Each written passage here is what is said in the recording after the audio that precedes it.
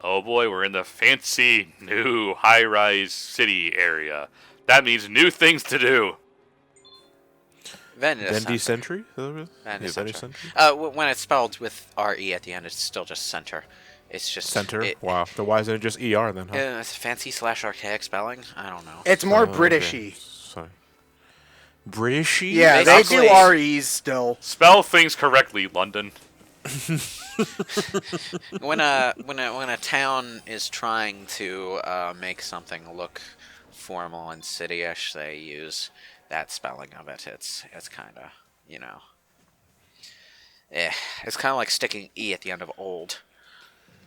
So, I know this is completely unrelated to what we're talking about right now, but it is related to our current tangent, so... Yeah. For any of you who've been playing Octopath Traveler, Honnet's speech is actually accurate, completely accurate to Old English. Yeah, it's accurate, but it doesn't make it any less annoying to listen to.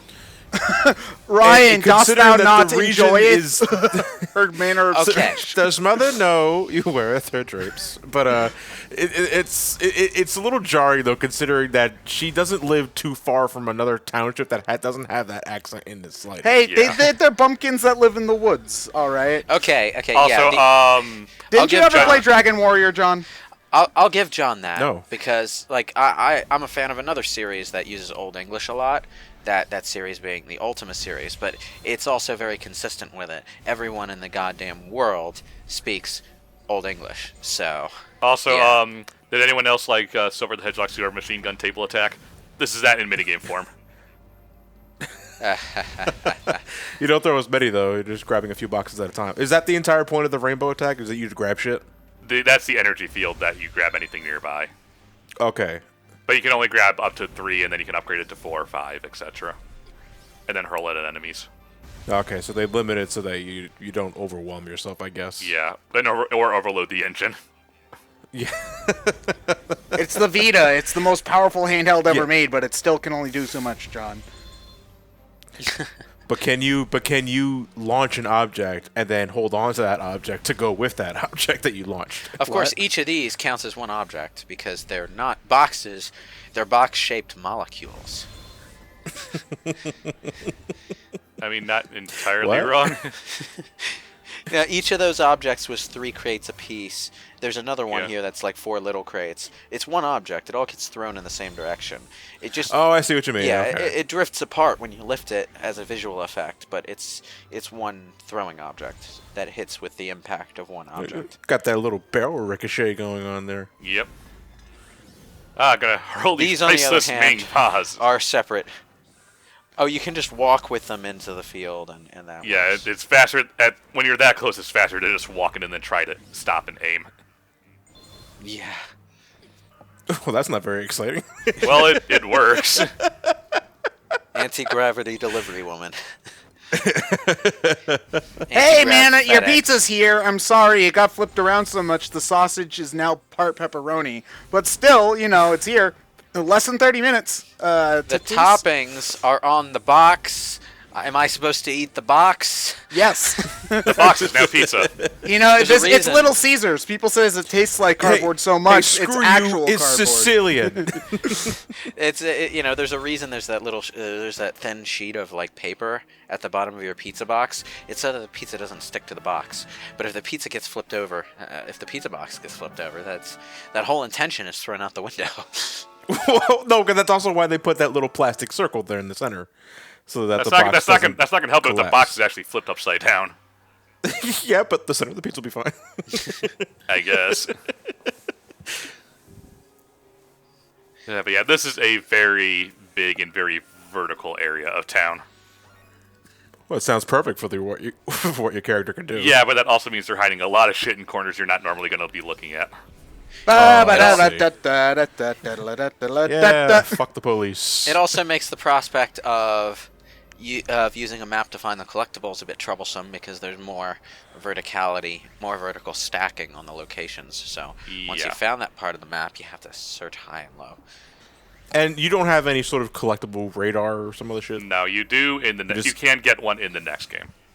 Okay, so you just have to use your naked eye. I think Yep. I think after Or you could just fall and hit the floor like I a think dust. after Assassin's Creed 2, developers started to realize that peppering sandboxes with a ton of little useless collectibles like feathers, for example, is not the most fun thing in the world, because it was Assassin's Creed Brotherhood that started having like maps that directed you straight to the collectibles. I don't know. Well, I mean, they still put in it does depend on 50,000 what it Riddler is. trophies in the Arkham games, so... Yeah, but you see, that at least gives you experience. So there's incentive to collect those. You Also- want to like level up early. Also, they mark themselves on your map when you see them, so... If you remember to do that. Oh, yeah, sure. you can do that. I forget to do that. They all also the time. glow green and are usually hidden in elaborate mechanical stuff. As But far as that in goes. games like where they put so much shit in the overworld or sandbox or otherwise, but it's like crafting materials or some other shit. Like I'm just like, this is not something I could use immediately, and that kind of bums me out. Oh, you mean the Skyrim effect, where like every Yeah, flower is or- something you can pick? Yeah. Yeah, yeah. Yeah, well, I that mean, got- it didn't really bother me in Breath of the Wild to depending find on stuff like depending that. on the design of the game, that can get cumbersome. Skyrim, in particular, it can be cumbersome until you realize, hey, even if I get really into alchemy, I don't need this shit yet. So I'm just gonna leave it, because even if I take it now, it's gonna grow back. So I'll come get it when I need it. You know. I don't mind it so much in Breath of the Wild, Ted, because I know later on I can at least use this as a cooking ingredient, and I do love cooking in Breath of the Wild. You can also hold an unlimited number of everything. There's also that as well. I guess it's maybe because I played so much Banjo-Kazooie growing up, but I'm just, whenever I see something, I need to grab it. Well, I do too. That's also the reason why I'll never finish 15. The other thing though is that open world games have gotten a bit more streamlined in how they handle crafting and ingredient gathering. For example, The Witcher 3, which is probably everyone's go-to example for how to do these games well in the modern day, is there's a lot of plants to collect, yeah, but you don't necessarily need to constantly be collecting them because of the way that the game handles potion crafting. You craft each potion once, and then you use an alcohol item as a base to refill your potion when you run out, which means you only need the ingredients for the potion one time. You just need to get alcohol to refill them. So you're constantly replacing the potion with just booze. Well, the thing is, in the previous Witcher games, you actually did have to rebrew the potion every time you needed it. So you would need to get all of those ingredients every time. Now, if it's just one of those, I'm making fun of the fact that that the answer is just yeah, add alcohol to it. Played straight, it's a bit of a weird mechanic, but it kind of slowed things down in the earlier games, and depending on what kind of gamer you are, that could be to your preference. But the other thing is that it's an open world game, so it's got a ton of other things that take a lot of time to do. So this one more thing could have been, for a lot of players, the straw that breaks the camel's back. Potentially. So they minimized its impact. Yeah, So they couldn't get rid of it entirely, is the thing, because brewing potions and preparing for battle ahead of time is kind of Geralt's thing. It'd be kind of like taking jumping away from Mario. So they just, rethought how they handled it. And in my opinion, it really worked. So, John, to go back to something you said earlier, how you'll never finish Final Fantasy 15, Square has to finish Final Fantasy 15. damn it! I was gonna bring that up. So, This thing has like 8 boobs. To be fair, It has all under boobs. it's still lame by Shin Megami Tensei standards. He's not wrong. yeah. It was worth What were 500 you saying, points. Lewis? To be fair to Final Fantasy 15, in its current state, it is more or less complete. The only things that are coming out are more DLC episode packs, as far as I know. That still doesn't mean that still. Yeah, means the game but they're isn't DLC done. episode packs that aren't really story critical the way the Ignis, Gladiolus, and Prompto ones were. We're getting another story pack for Noctis, because he needed one. Which I And- thought Isn't that the was game 2015. his story pack? Yeah, I think it's like some post-game epilogue chapter or something. I don't know. There's one for Lunafreya, because we all wanted to learn more about Lunafreya. One of my biggest contentions with that game was that I heard they were completely changing how a certain chapter plays out. Oh, they've already done that. That was. They've already done. Okay, yeah, that's in so Royal they've already Edition. done that. Yeah, they made the okay. city bigger. Is the thing. The city in the final area is now big and explorable and all of that, from what I hear. Oh, I okay. haven't gotten to it yet. That's what I hear. So that's a thing. and they filled in some of the, to quote the review I watched, emptier portions of the story with more dialogue scenes and stuff. So My fear is that that's just going to be a bucking trend for Square in the next couple of years when it comes to that. I hope to not. a game. Like with I mean, the whole Final I Fantasy VII being hope not episodic either. thing. Well, not even Final Fantasy VII remake, although that certainly Kingdom, qualifies. Kingdom over Hearts. Kingdom, Oh, there Kingdom was Hearts supposed 3. to be a Tarzan level this entire time. We're adding it in after the Yeah, fact. I was like, we're gonna add that in and like try and integrate it into the story, which kind of changes the context of this and that. So we're gonna have you replay the game again. I was like, no, don't do that. You see, this is why Dragon You Quest know? is better, because they finished those games before they released This Yeah. is why, this is why Octopath is better. When it comes to DLC, the best way to do it for these kind of games is actual expansion packs that add their own side content and aren't critical to the core game, which is what RPGs have been doing since goddamn Baldur's Gate. So, yeah. I mean, if you want to go that far back, Dungeons and Dragons expansions were always like that. Dungeons and Dragons expansions? Well, Yeah. like the extra books that they would. Yeah. they Oh, would- you mean campaign books? Yeah, Yeah. but those well, aren't not video all, games. not You just can- campaign books, like the books that add. Oh, this is the new prestige class. That's you can do. that's a different context though. Those are just more material for the DM to work with when constructing their campaign. The DM is the one who controls how organically or inorganically that stuff fits, as the case may be. So it's a different kind of thing. Interesting kind of thing, but different. What I mean is, like, Baldur's Gate, which coincidentally is a Dungeons and Dragons game, is its big expansion was Tales of the Sword Coast, which boosted your overall level cap, but that was the only effect it had on the main campaign. All of the new content was off in this area, off to the side, that you could go to whenever you wanted and do side content in, and it had its own storyline and all, but it wasn't really relevant to whatever the hell Saravac was doing with the iron mines and everything, you know? So, it was that kind of thing.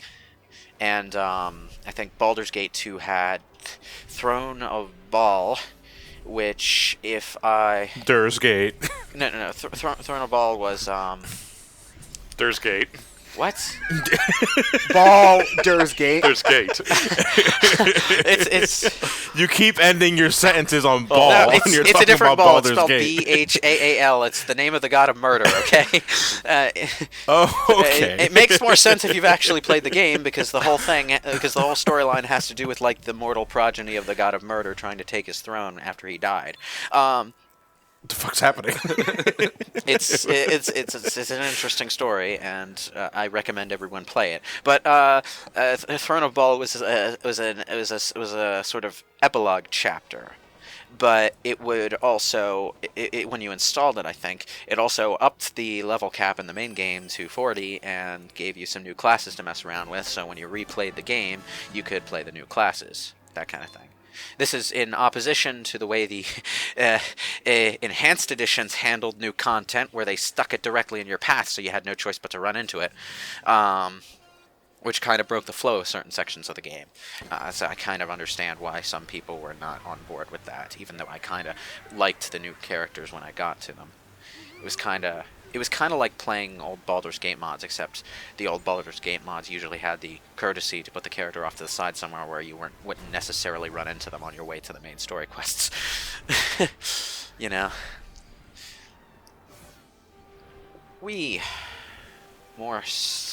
Gravity skating on high heels. I'm honestly kind of surprised that by now the high heels on Kat's shoes haven't just sort of ground off of her shoes, because she's sliding across Yeah. these cobblestone grounds. Flat little nubs. Adamantium shoes. So by now, like I the see. bottom, like the soles of her shoes should have eroded off. She should be skating on bare feet by now. You can only slide on the floor, though, right? You can't slide up a wall. Yeah, if you land on the wall, you can. Yeah. Okay. I mean, you Does could, it cost gravity to slide on the wall? Well, same amount as on the floor. yeah. I mean, yes. the concept is you're altering the direction of your personal gravity bubble. So it doesn't matter what surface you're standing on. You just turn the gravity in a certain direction, and you can slide that way. Yeah. And I still got gold on that. I want Gravity Rush with no landing feature. But you just fly? You just kerplop on the floor every single time you're done. Oh. Land on your butt, not your feet. Or Land or you have everywhere. to stop yourself right before you hit the ground and then let go. You know what? There should be a Gravity Rush spinoff where the main character is like, I don't know, a sloth. So they're not known for landing on their feet, so they don't land on their feet.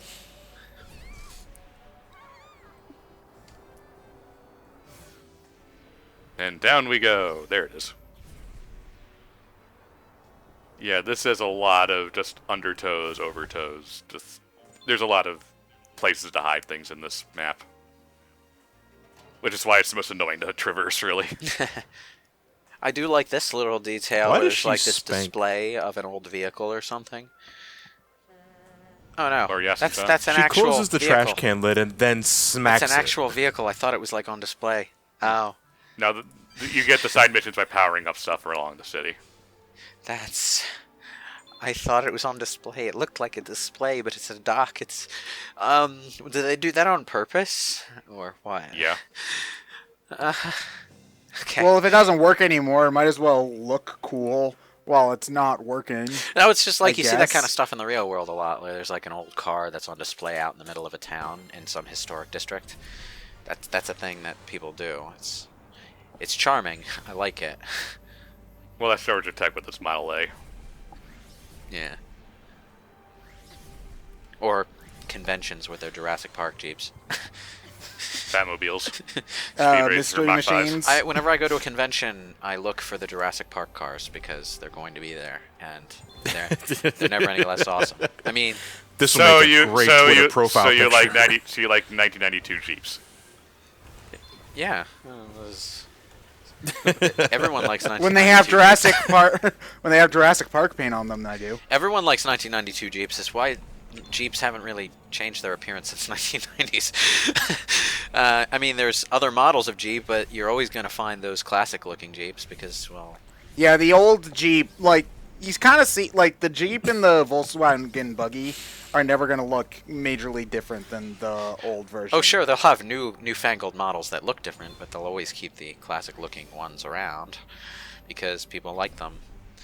Jeeps in particular scream, "I am an outdoors person," which is, it's popular with people who want to project their personality through their cars, or And compensate yeah, for something with their cars. and that's why Jeeps are the ones that have those ridiculously awful testicle things that hang off the back of your car. And if you own one of those, you're a tool, no exceptions. All right. If the car personifies the kind of character you are, I want mine to be the Oscar Mayer Weenie Mobile. How did Like, that not hit them? I'm serious. If you have those rubber testicles hanging off the back of your car, I hate you automatically. You see, I've never seen those on Jeeps. I've always seen those on semis. No, they'll be there on. They'll be on Jeeps occasionally. No, I see them mostly on trucks on men trying to compensate, like most trucks who aren't for guys who don't work construction or some kind of U-Haul. Yeah, they're like people who buy a truck because they think it makes them look cool, not because they actually like. Hey, this need bad to boy has haul so many things. fucking testicles in it. Those people have screwed up priorities, not because I disapprove of trying to compensate for stuff. I mean, whatever floats your boat. But gas mileage is a thing. Trucks have a lot of it. You see, that's why I don't 2 get miles people. per gallon, Desperado.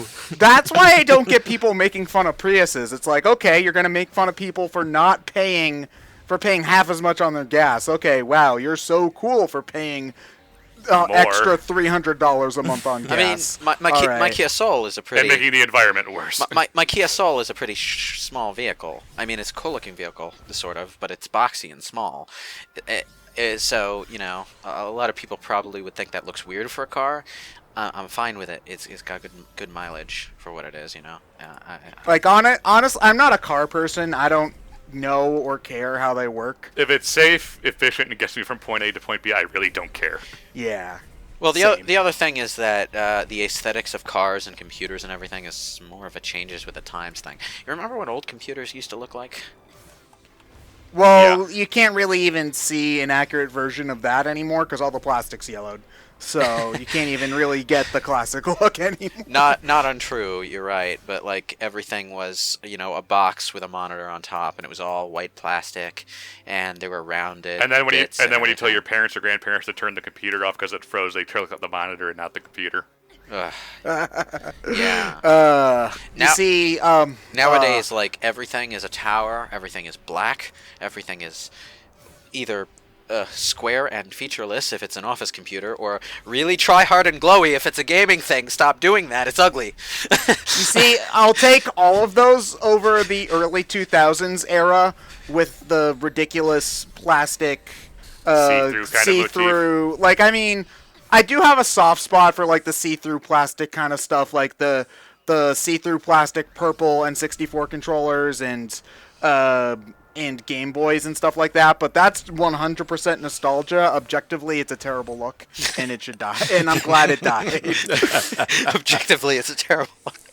Okay. I mean, it's like, okay, like getting to see the circuitry inside is neat, I suppose, but nowadays it only just makes me feel like the plastic's not as strong, and so the stuff's gonna break. It's our equivalent of a lava You mean lamp. like for like third-party controllers and stuff, that kind of thing? No, the official Nintendo Nintendo made those too. controllers had them, Oh, and yeah. there were a lot of official like Game Boy Colors that had like the see-through plastic. And stuff I like don't that. really agree with that with controllers. It just kind of looks a bit weird. Like if there's a window on the side of, say, my PC tower where I can look inside and see that all of my stuff is turned on and the fans are spinning, that's just practical. Oh yeah, that's useful. Yeah. Yeah, I have one side that's see-through, but I usually don't look at it. It's usually Yeah. against the wall. I only look at it if I need to check on something. Like even if you can see the internal bits of the controller, most of it is obscured underneath other parts. So there's no practical reason to want to do that. Yeah, but official Nintendo stuff did that. I mean, granted, your Mad Catz controllers did it too. The reason and it looked the worse reason they there, did that is but- because there was a major technology is cool push around that time, and being able to see the techno parts emphasized how technological it all was. And it was a time when people were really sort of high on this idea that technology was advancing forward. Damn right. Can't wait to take this back home along with my trial version of AOL. Oh man. oh, frisbees. You could there's probably enough plastic in those AOL trial CDs to clog up the entire Pacific Ocean.